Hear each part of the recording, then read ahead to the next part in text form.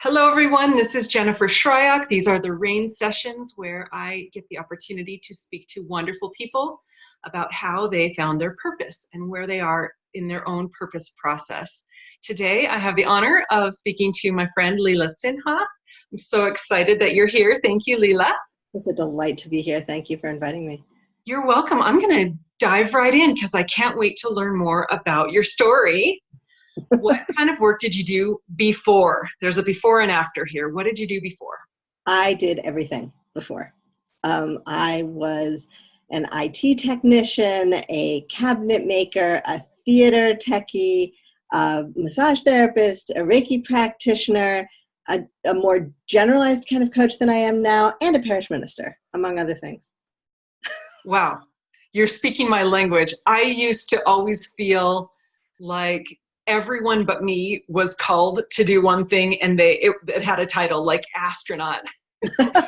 So I felt left out of the boat. So it's very fun for me to hear this long list of very diverse things that you were doing before. Tell me, was it fulfilling? Did you excel at some or all of these? You know, I'm an intensive, which I know we're going to talk about later. So I was pretty good at most of what I did. Some things I was better at than others, but I was at least pretty good and often very good at it. And I loved most of what I did. The problem was, well, there were two problems. One is I kept moving around in my life and having to adjust the kind of the panels around it to make my life work. And the other was that I kept getting bored. Do you mean that you moved geographically? I moved geographically, and my life went through a series of fairly abrupt and fairly deep shifts. And every time my life shifted, of course, I reevaluated, and I was like, well, maybe I should do this other thing that I'm capable of doing. Maybe I should do that other thing that I could totally do that. That would make some money. Right. Everything seemed possible, it sounds like. Everything seemed possible, and most things seemed interesting. As long as they didn't involve math, I was pretty good. I couldn't even rule out the math stuff, but I'm with you. Okay, so Leela, you dropped us a little hint on intensive. Tell me about your current work. What do you do now? So I was just working on a development of my new website. So you're going to get probably the brain dump from that. I'm working with intensives who are intense people. And I help us become the heroes that we were meant to be, that we know we are. All right, you better define it for us.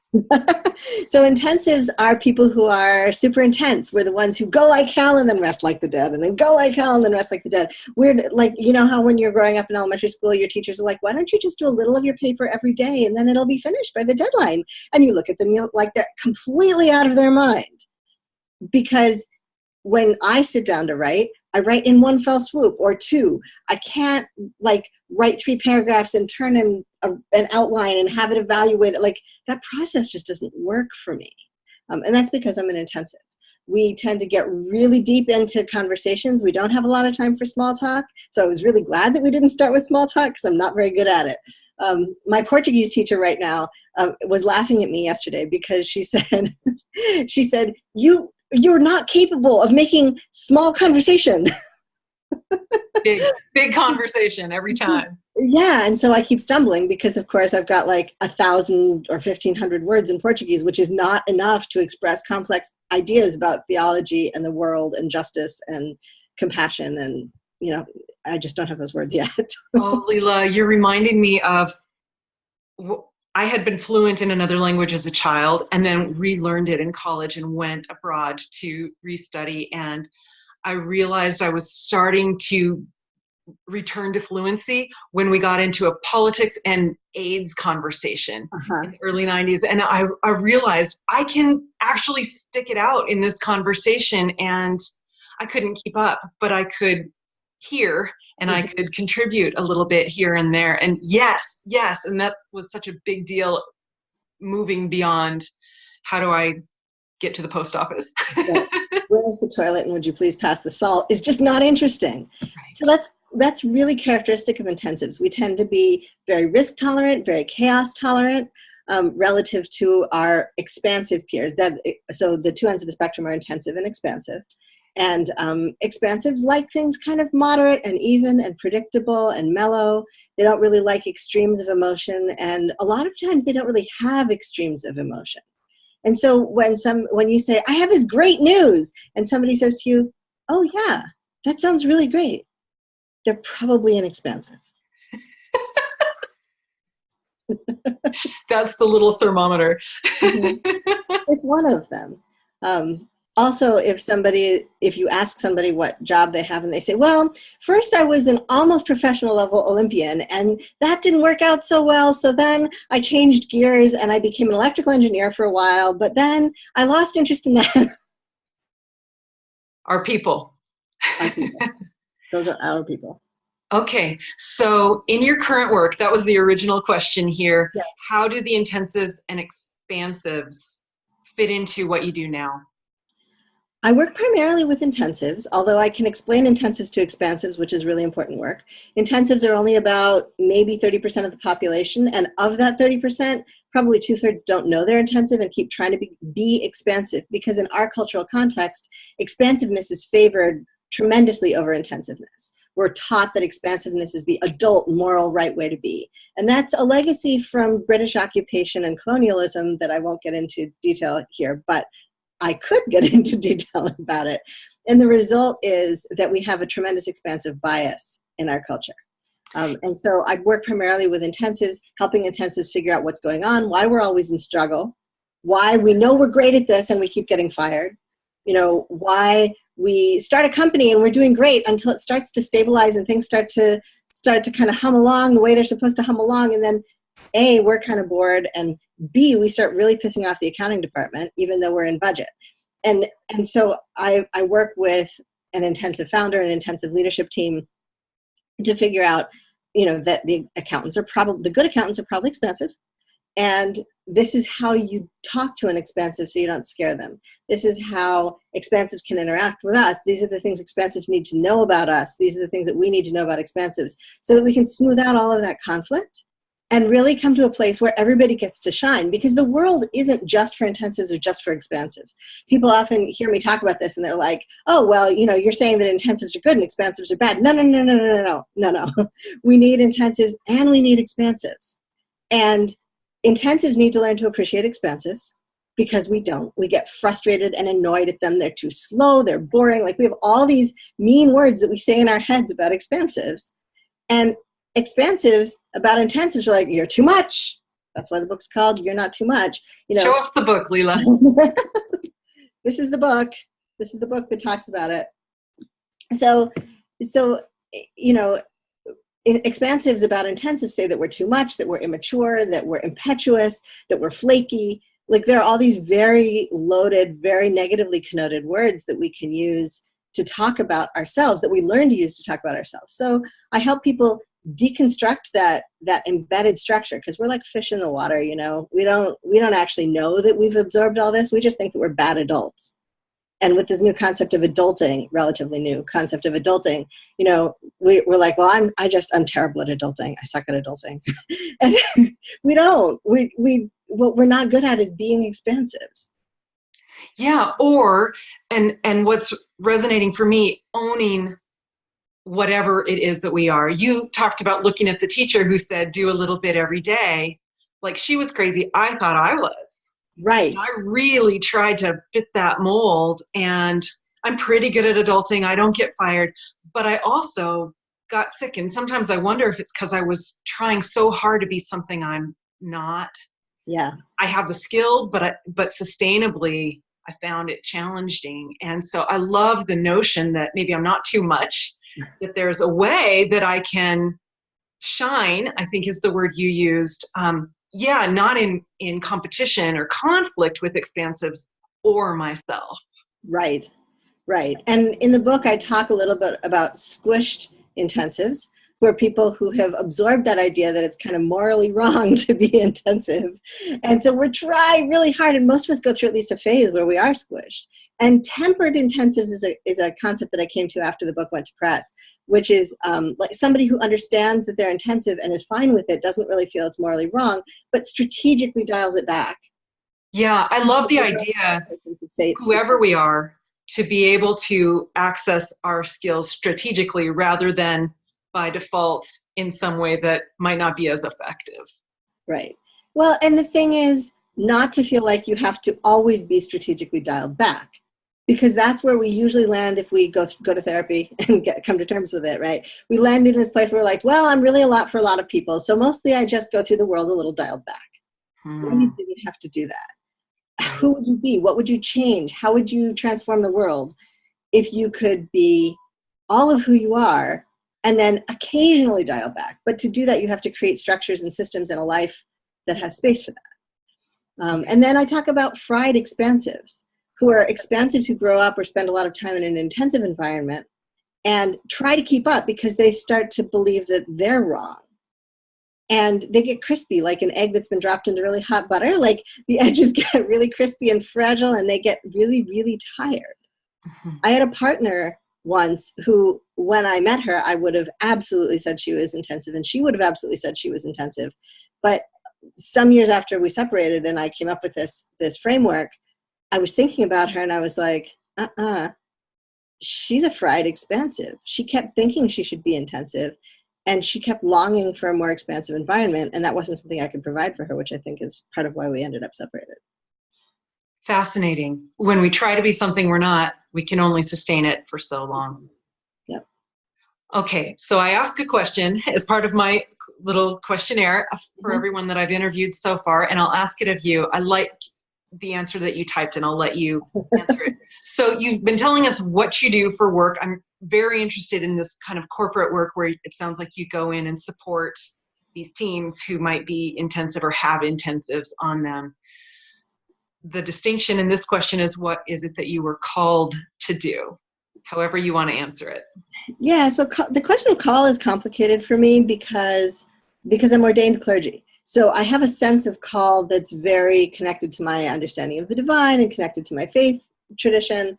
And that's important because in that context, I'm called to bring beauty and pleasure into the world. I'm called to nurture beauty and pleasure into existence. And how that fits into theology is a whole other kettle of fish, because a lot of people hear that and they're like, that doesn't sound like theology to me, but it is. But more specifically, you know, I'm called to help people stop being miserable. There's so many of us who have all these gifts and we're pent up and we're miserable because we can't express them. And every time we start to feel like, oh yeah, I'm really going to get to express myself this time, we get, smacked by the environment we're in. I help intensives become heroes. This is the personality type that's a hero. We are the ones we are Frodo Baggins. We are, we are Gandalf. I will take the thing and do the hard thing and go on the quest and the journey. I'm a little bit outside the ordinary for my community. And I'm a little more intense than my community, but that's what it takes to be like, I'm not going to sit home and eat 11sies. I'm going to, go on the road. And when we can celebrate that about ourselves and know that that's our role in the world, everything just gets easier. Chills of truth, Leela. Wow. That's pretty intense for me to hear. I can feel myself shifting into possibility mode even as you're speaking. And that, I feel something come unstuck. Just in me personally, I can only imagine how this message affects the people in your ministry and the people that you work with and the people, I hope, who view this and get exposed to you in a new way. What actions did you take to shift into this new awareness, this new work? What did you have to let go of? Well, a lot of it was taken away from me shortly before the work arrived. My experience of the divine is very direct and personal sometimes. And a couple of years before the book appeared for me, I was lying on the beach strategizing about my coaching practice. I lived in Maine about 3 minutes from the beach. So every time I was confused or disoriented, I would and most of the time it's Maine, right? So I'd put on my jeans and my sweatshirt and go to the beach with my bag of paper. And I would just lie on the beach and listen to the waves and work. And I was lying on the beach And then I had this moment where I heard this voice. Now, I don't really believe, at the time especially, I didn't really believe in a sentient, intercedent, like discrete God. I didn't believe that such a thing existed, really. But there's this voice in my head that's clearly not my voice. And I realized that it's so extraordinary and so outside the realm of my experience that if I don't take notes, I'm never going to believe myself that it happened. So I whip out Evernote because I had my phone and I start taking notes. And it basically said to me, okay, you've been on retreat. It said, you know, the time for the hermitage is over.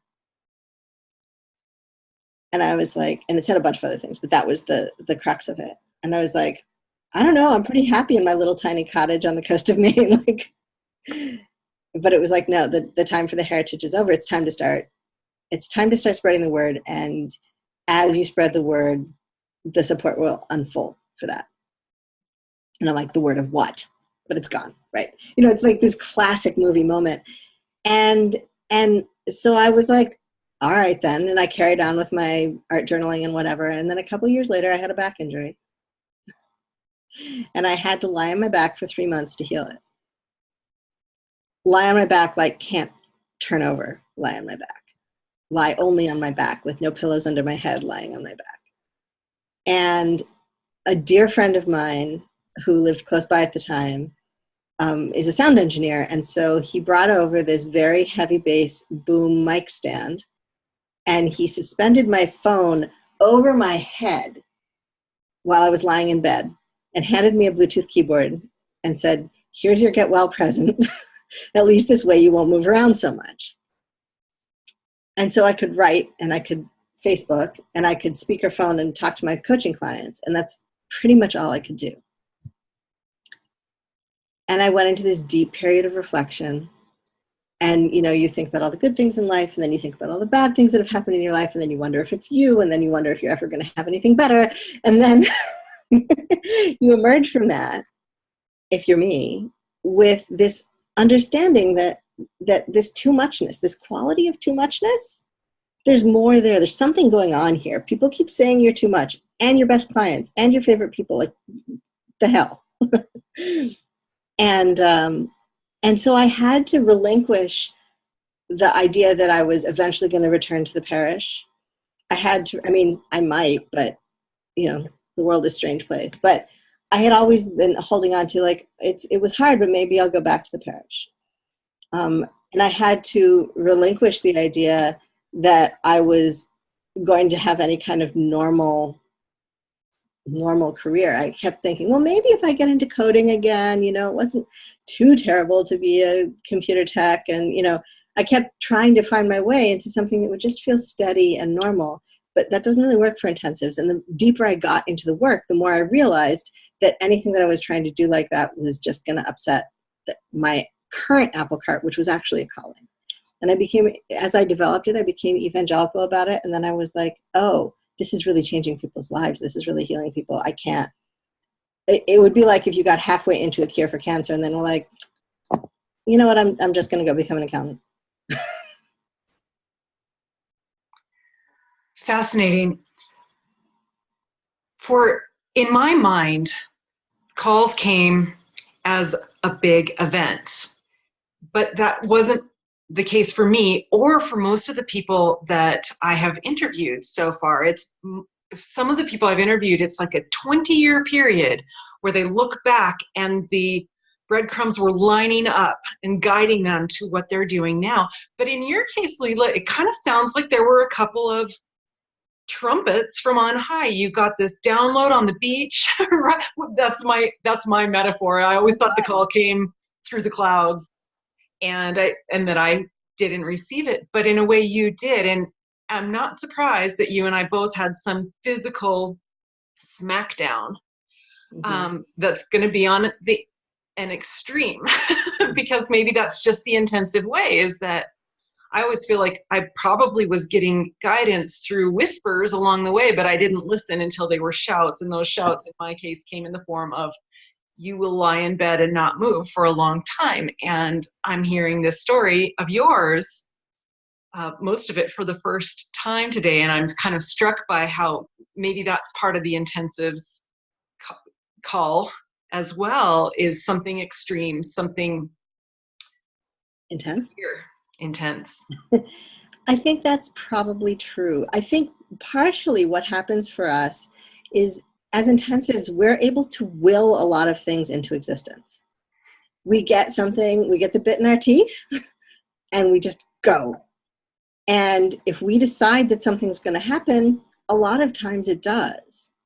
And a lot of times that's from sheer force of effort or from sheer ability to sustain that force of effort a little longer than everybody else. And so often we have so much momentum behind us when we are working on a particular project that even if we hear, notice, and identify the call, we're like, hold that thought. I'll get back to you in like a year. And then we keep going. And often the universe is finally like, you didn't hear me the first time, did you? Thwack. Right. So it's not that we necessarily, like, I know that I was aware of a lot of things happening along the way, but I didn't, and the other problem was that I didn't know what they meant. Like, this was such a 90-degree turn from what I had been doing in terms of, like, I developed a personality framework. I don't have a degree in psychology. I wasn't planning to develop a personality framework. I was planning to write a book, but it was a novel. I was 30,000 words into a novel when this book showed up. That novel was still on the shelf. Right. Well, and it seems like that charisma, that force of will can be mesmerizing to us too, and help us to not hear so clearly. We've got an agenda. We're going to make it happen. And then whoosh, there's another agenda that's pulling us. Right. And often that other agenda is not as well supported by the people around us as the agenda we've set our sights on, because we don't like to hurt people as a general rule. There are intensives who kind of have turned to the dark side, but in general, we don't like to hurt people. We don't like to cause damage. And the message we get all our lives is that by being too intensive, we're hurting the people around us. We're hurting the people we love. And so when the people we love say, oh yeah, that sounds like a good idea, we're like, oh my God, you didn't say it was a terrible idea. Yes. Endorsements. It was faint praise, but it was praise. Wow, this is gorgeous. This is gorgeous for me. At this point in your life, how do you define success, and where are you in relation to your definition? You know, on my good days, I define success as fulfilling my calling, nourishing joy, supporting compassion, building a better world. On my bad days, it's about money and stuff. And I think that there's a place where those two things intersect, because we live in a physical body and a physical world in a capitalistic society, and that creates certain pressures on our systems. You know, if I'm not earning any money, then I'm not taking care of myself, and I lose my moral authority to say that anybody else should take care of themselves. And especially, I mean, if I'm earning less money than I want, but if I'm deliberately avoiding earning money, or if I'm shying away from that, then I'm really undermining my own care, and that's not really supportable. That's not sustainable, and doesn't serve my work. Right? If you lead a church, you know that somebody's got to pay for the electric bill, or the lights don't go on, and the microphones don't go on, and most of what the church does requires that the electrical bill get paid, because we don't live in the 19th century anymore. Yeah. I mean, I hear you say it's on your bad days that success is partly tied to money, and yet I'm curious about that. I wonder if that will evolve for you and some of the rest of us who feel like we shouldn't include abundance in our definition of success. So let me be clear. On my bad days, it's all about the money. Ah. On my bad days, it's entirely about my bank account. On my bad days, it's like, I don't own a home and I don't have the number I want in my bank account. Therefore, I'm a failure. That's the whole equation. On my good days, it's I'm fulfilled and nourished simply by the fact of the work that I do. But that doesn't mean that money doesn't need to be part of the equation. Right. So am I hearing that you have room to grow into your definition of success? Yeah, I mean, I think definitions of success evolve and grow and change, and if they're not evolving and growing and changing, you're probably missing the mark. Um, but that's all. That's a very intensive thing to say. That's because I'm fairly chaos tolerant, so I don't expect things like my definition of success to stay put. I expect them to move and evolve. Um, and and I certainly have room to grow in my practice, and in my business. I'm in the process of doing a rebrand and a new website because I'm just not satisfied with my website anymore. And I used to feel bad about not being satisfied with my website. I'd be like, I put all this work in and now I'm not satisfied. And now I realize I'm growing. Right. Right? What was true when I put that website together is a little bit off now. Right. Mostly true, but it's a little off. And I want it to better reflect who I am and what I'm doing and where I'm focusing. And so, Well, yeah. in our conversation, you sound so clear about who you work with. Yeah. And in my imagination, there's always room to work on the language on your website, say, or that your audience can reach, so that these intensive entrepreneurs or their teams can find you Right. and bring you in to help support the process. Well, it's really funny. So last night I was up until 2 a.m. because my brain wouldn't shut down, because sometimes it won't. I'm a morning person, so I was still awake at 6 o'clock this morning. But last night I was working my way through this process of how do I want to be and how do I want to present, and I realized that despite all of this work and this 350-page book I wrote, I was still feeling apologetic about not being expansive accessible enough. That all of my previous material was like, I work with intensives and people who need to understand intensives. And I was trying to soften some of the key messages so that they would be more accessible to expansives. Mm-hmm. And last night I was like, not doing that anymore. So what does want to come through your work now? Intensives are awesome and necessary and brilliant. And we are the ones who are going to save the world. That's what our job is.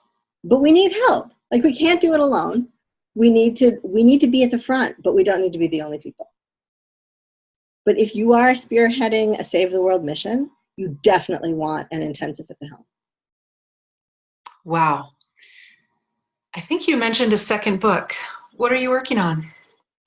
I was working, this book is kind of a comprehensive overview. And it was the first book. It was compiled out of a bunch of previous writings. And I was hoping for something more concise and more business oriented.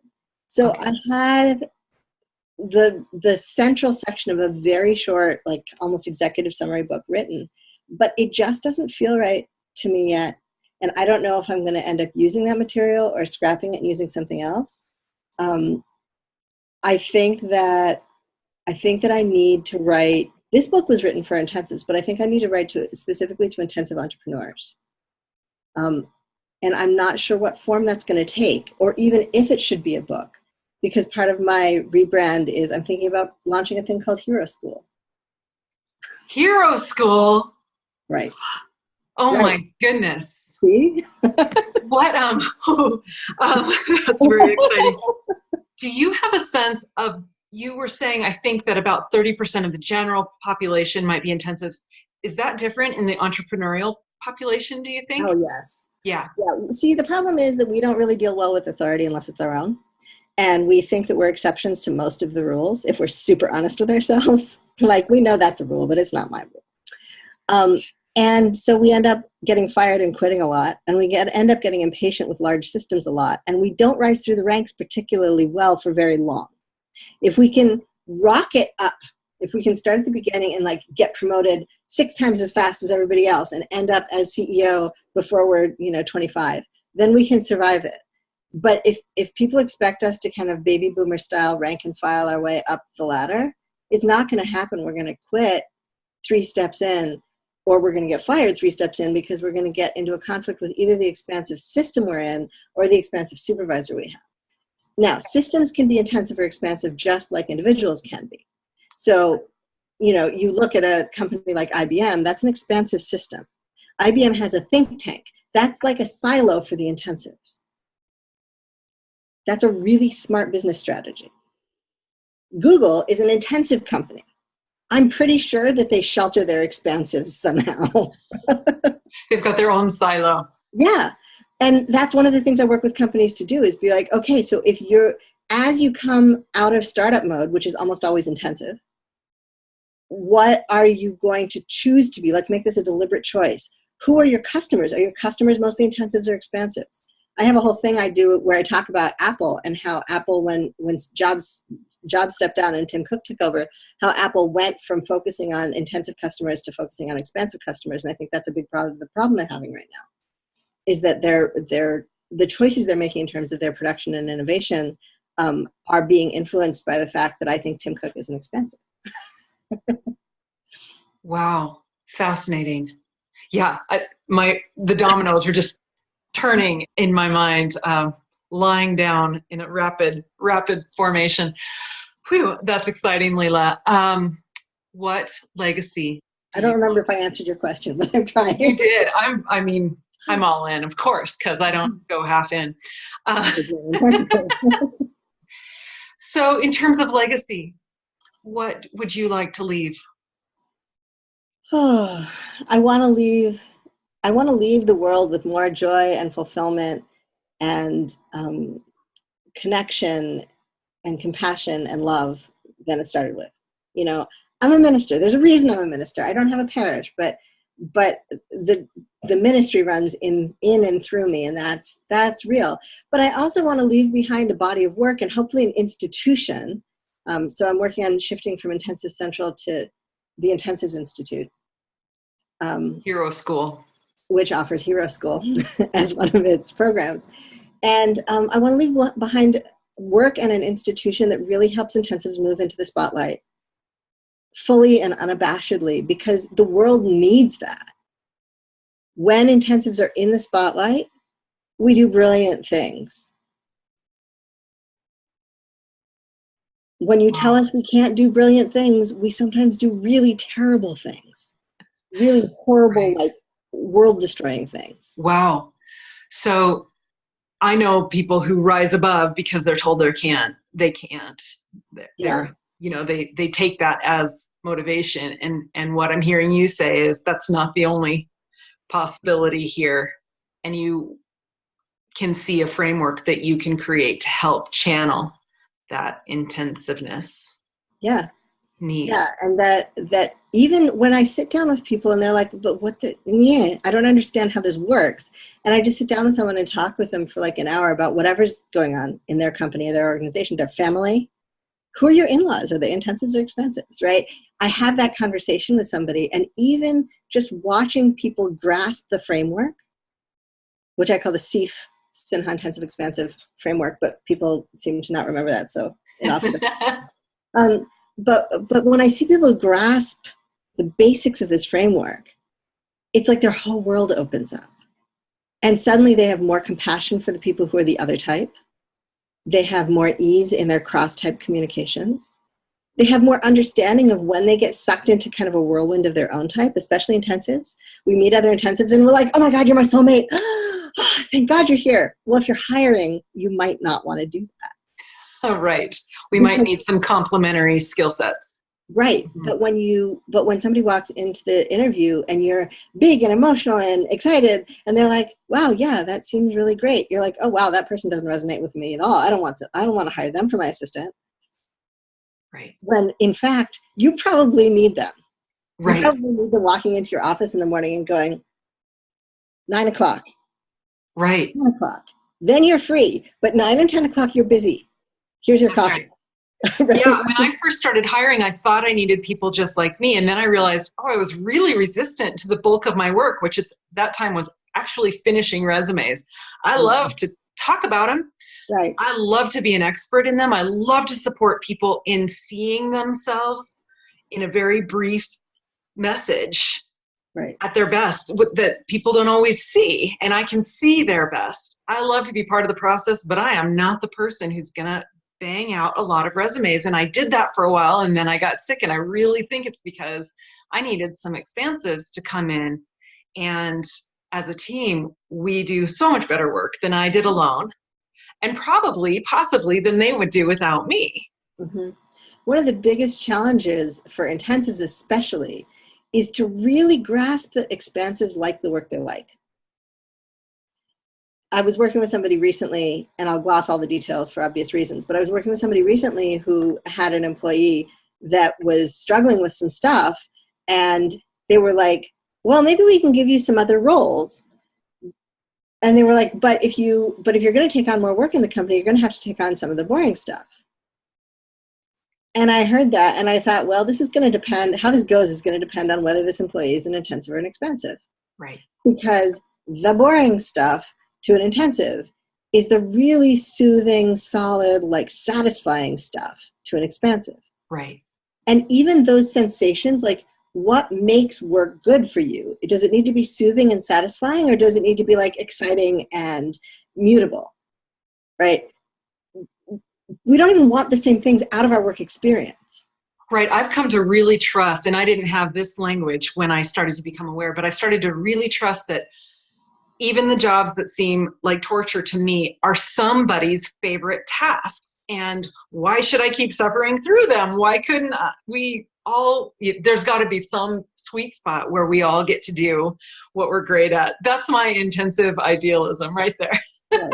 It's true, though. I mean, with the exception of things that really we ought to figure out how to completely automate, like trash pickup, I think that most tasks in the world are somebody's favorite task. Right, right. And the question is, how do we get people paid fairly and working under good conditions? I mean, those are the things like, my father's Indian, and so I've seen people doing artisanal work in India under pretty challenging conditions. And they say, I don't want my kid to grow up to do this. I totally get it. Absolutely get it. You wouldn't want your kid doing that either. But if we could get this person, good working conditions and better wages and non-damaging physical ergonomic sorts of situations for things like hand weaving, wouldn't they might feel differently about having their children take on, the family legacy art. That's right. But they need to be respected, they need to be compensated, they need to be safe. Is that part of your work, the creating the safe environment, or is that somebody else's? It all intersects. Mm-hmm. I know that in the a space that we share in common, there's the concept of wallpapering, when you shouldn't be doing something that you could do, but you really shouldn't be doing it because it's not your zone of genius. And I think that in this case, this isn't wallpapering for me. It's part of the larger thing, because if you take an intensive and you say to an intensive, so what do you believe in? And on the list is justice, fairness, equity, everybody should be healthy and happy and fed and housed and, kind of basic things. If they don't say that, then they're not my client. Right. And if they do believe in that, then helping them understand that believing in that and moving toward that is a totally legitimate business structure, that it's a good business decision, and we just need to take a look at the way that they're doing business to figure out how to make that an integrated part of their work. And if they have, if they're customer facing, they need to make that a part of how they are in public, so that people know that, the reason their product costs more is because they're paying fair labor prices in the United States. It sounds like important work to me.